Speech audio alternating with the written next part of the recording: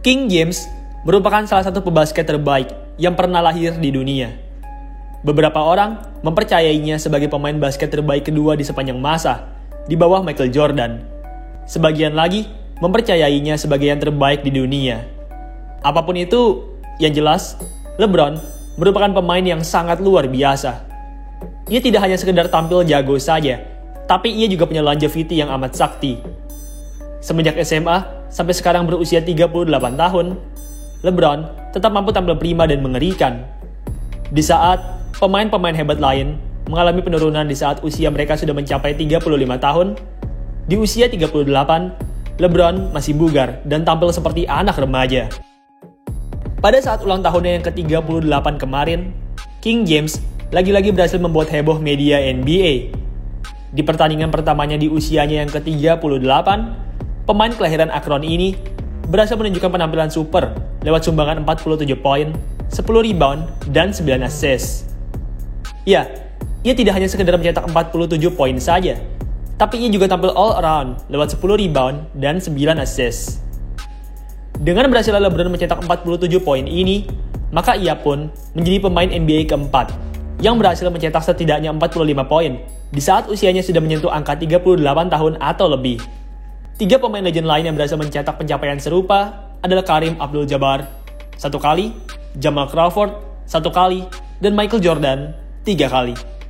Ya, The GOAT Michael Jordan berhasil mencetak 45 poin atau lebih sebanyak 3 kali di saat usianya sudah menginjak lebih dari 38 tahun.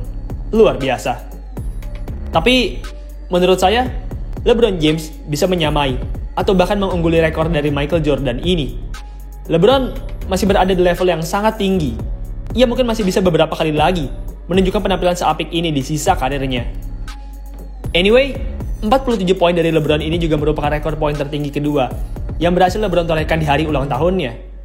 Sebelumnya, di tahun 2009, di saat LeBron ulang tahun yang ke-25, LeBron berhasil mencetak 48 poin.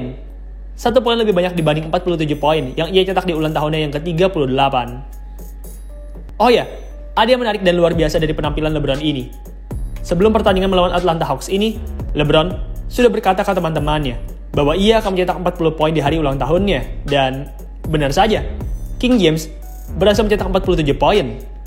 Ia berhasil menepati janjinya dan yang lebih penting, tim Lakers yang LeBron bela juga berhasil menang atas Atlanta Hawks.